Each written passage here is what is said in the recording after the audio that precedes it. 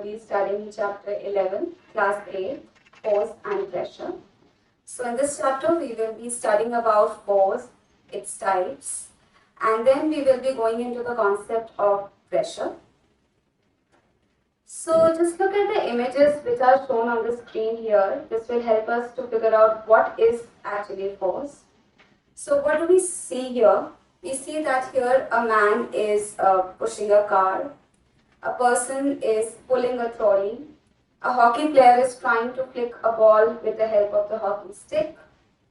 Again, we can use animals to pull a cart. Then this child is actually playing football, trying to push the ball. And in the last image, you can see children's playing tug of war game. So with the help of this slide, we can understand that what is a force. Now force is actually a push or a pull.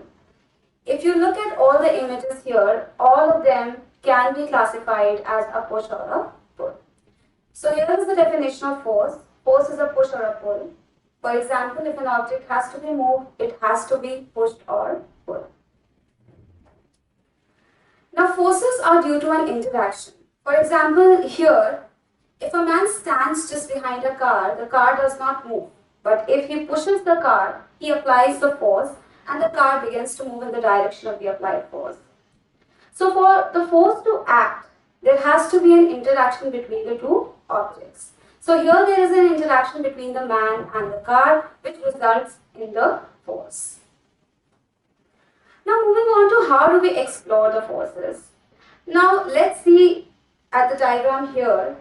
If there is a box, let's say, kept on the table and there are two people who are applying the force on the box and they are applying the force in the same direction.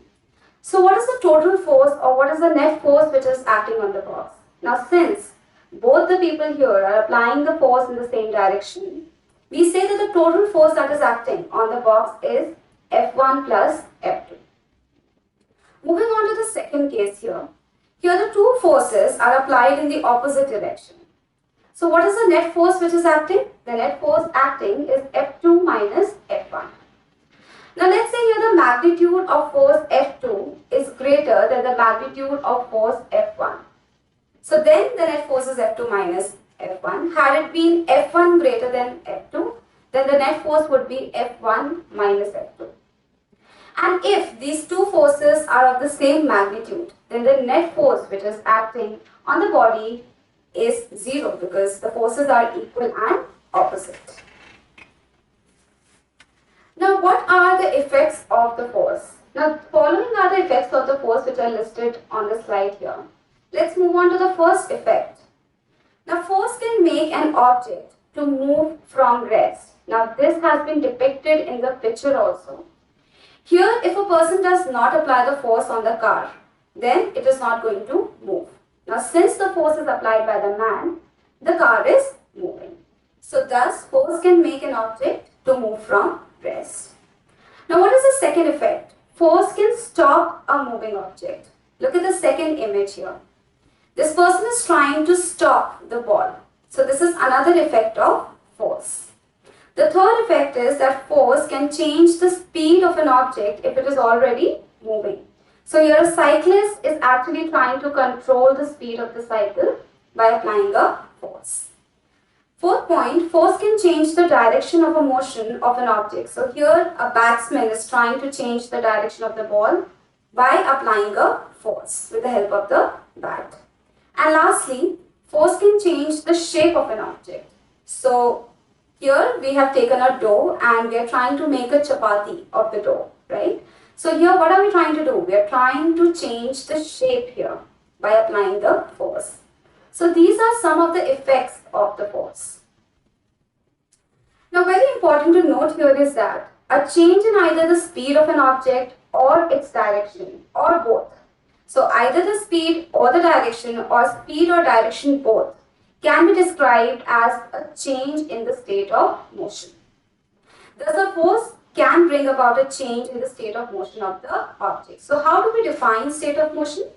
So state of motion of an object is described by its speed and by its direction. Important to note is that the state of rest is also considered to be the state of zero speed. An object can be at rest or in motion, but both are its states of motion. Now, we move on to the classification of the forces. So, forces can be classified into two types. One is contact force, another is non-contact force. So, firstly, we are going to look at what are contact and non-contact, and then we are going to move on to all its types.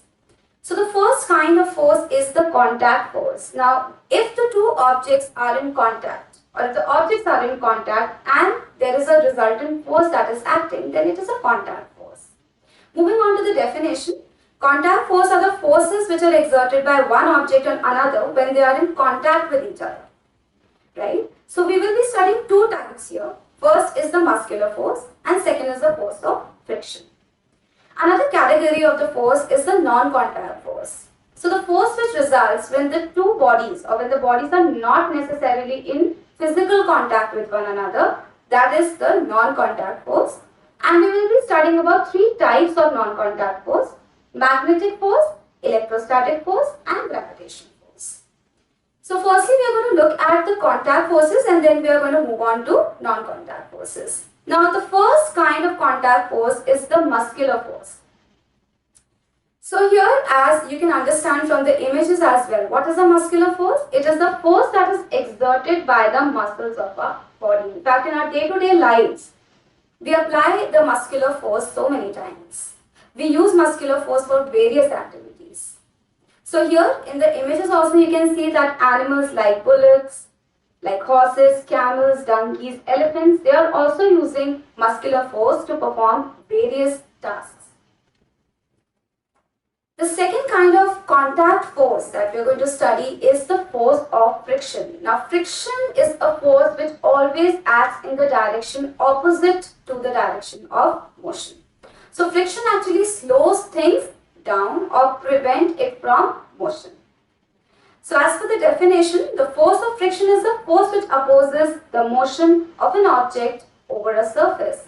So how can we understand it with a daily life example? So let's say you kick a ball and after some time what will happen? The ball is going to come to rest. Why does the ball come to rest? Because there is friction which is acting, which is acting to the direction opposite to the direction of the motion of the ball. So a ball that is rolling on the ground gradually slows down and comes to rest due to the force of friction. And if you stop pedaling a bicycle, it gradually slows down and comes to a stop. Why? Because of the force of friction. In fact, the fan, once you switch it off, after some time it is going to come to rest. Why? It's because of the frictional force. So these are the two types of contact forces, muscular force and frictional force. Moving on to the next category, which is the non-contact force. So the first kind of force that we are going to study is the magnetic force. Now the magnetic force is the force that is exerted by the magnets, right?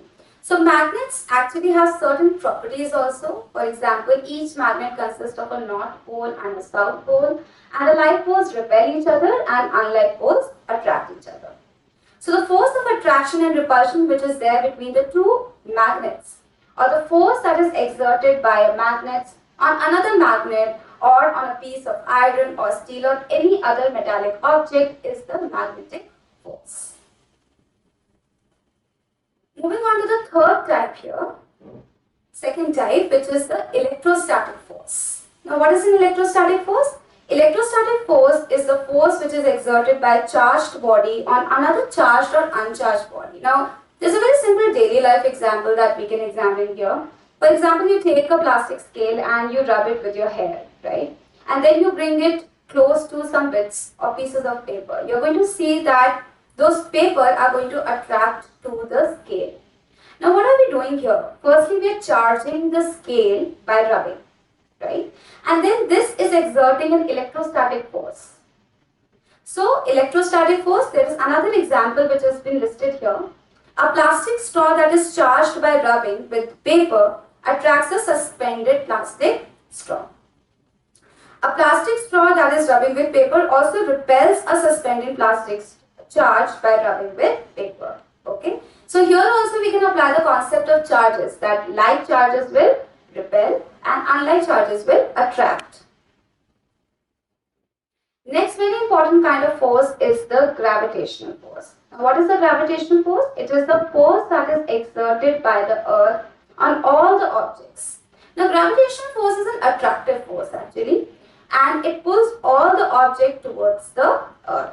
Moving on to some daily life examples. Let's look at the examples. A coin or a pen falls down when it slips off your hand. Now, why is a coin or a pen, or let's say water from the tap, is going in the downward direction? It's because force of gravity is actually pulling all the objects towards itself. A ball that is thrown upwards after some time ultimately is going to fall down. Then leaves and fruits fall to the ground when they get detached from the plants, and water in rivers also flow downwards. So this is the effect of the gravitational force. Moving on to the next concept. Very interesting concept is the pressure. Now we are going to understand this concept with the help of again daily life examples, but let us understand firstly the simple definition of pressure. Now pressure is defined as the force which is acting on unit area of a surface. So that's the reason that its formula is force upon area. And also if the force is acting in a direction that is perpendicular to the surface, it is also known as thrust. So pressure can also have a formula thrust upon area, where thrust is nothing but it is the force which is acting in a perpendicular direction. Now you can see here that the area is in the denominator, right? So that means pressure and area inversely related to one another. If the area is less, the pressure will be more. If the area is more, the pressure will be less. Now let us understand this with the help of some examples. The first example is that it is easier to push a nail into a wooden plank by its pointed end than its head because the pressure is more.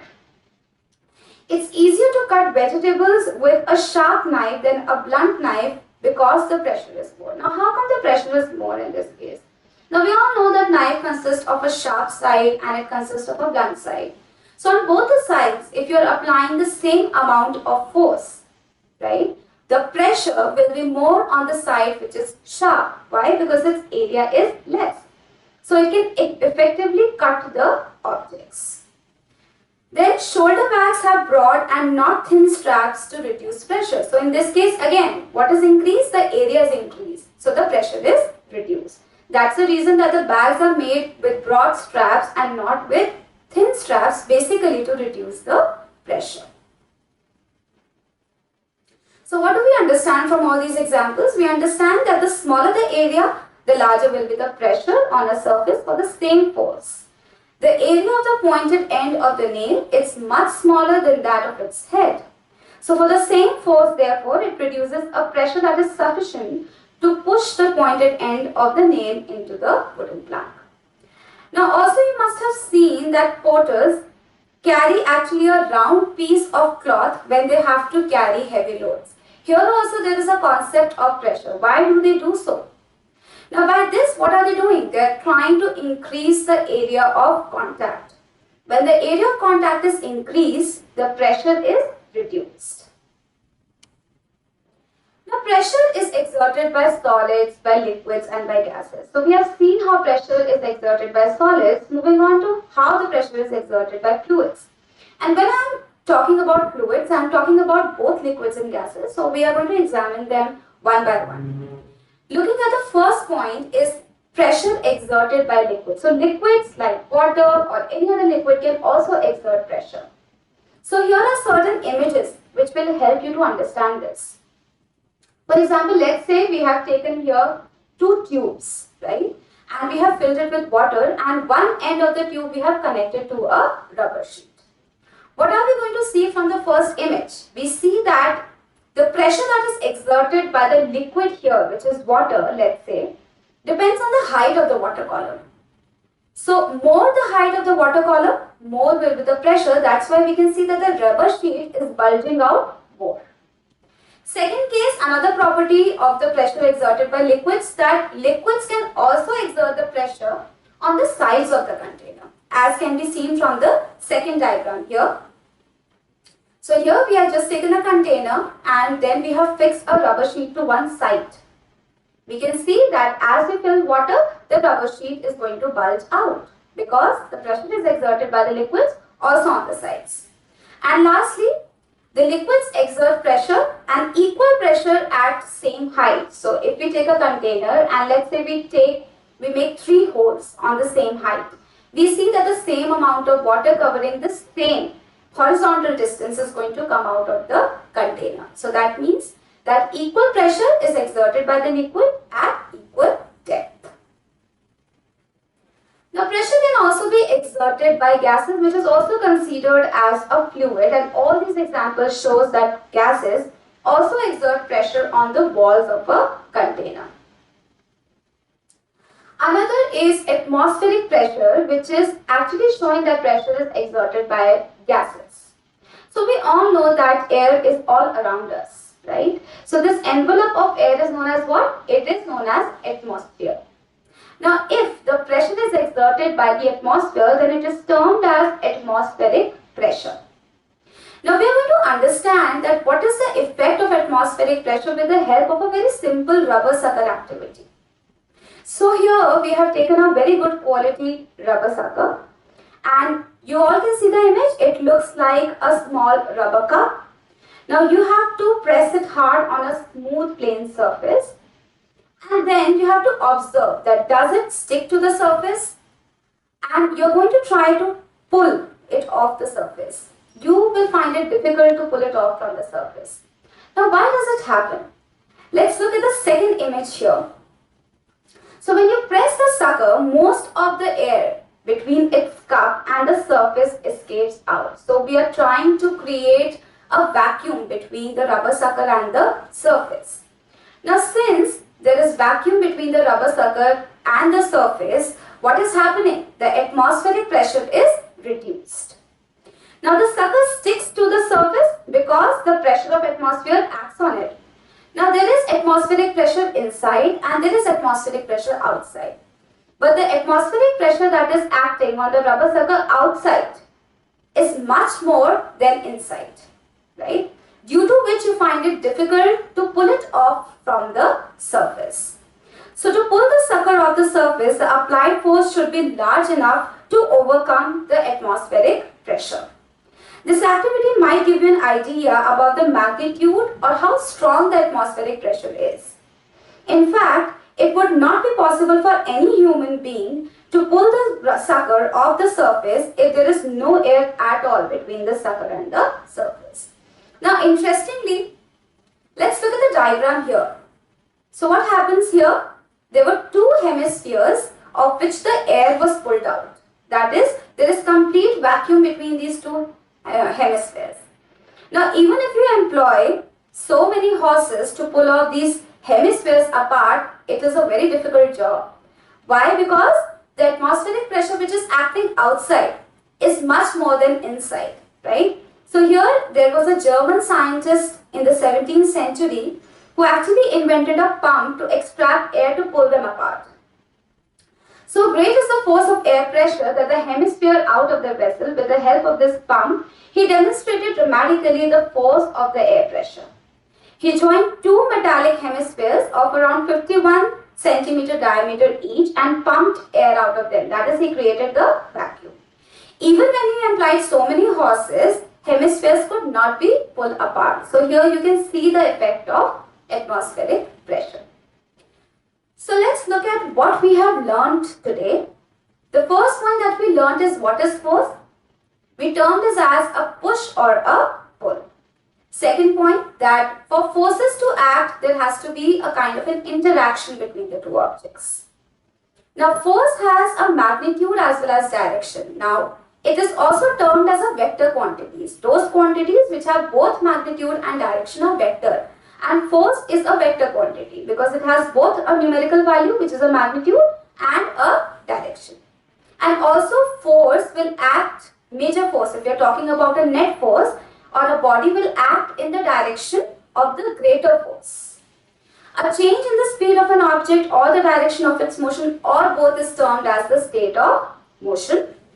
Force which is acting on an object may cause a change in its state of motion or a change in its shape. So these are the effects of force. A force can act on an object with or without being in contact. So we classify as contact or non-contact. Force per unit area is known as pressure. Now important to understand, its unit is Newton per meter square, which is also termed as Pascal, after a very famous scientist, Blaise Pascal. Liquids and gases exert pressure on the walls of their containers, and the pressure that is exerted by air around us is known as the atmospheric pressure, and with the help of Rubber-Sucker activity, we can see the effect of atmospheric pressure. Hope you have understood the chapter. Thank you.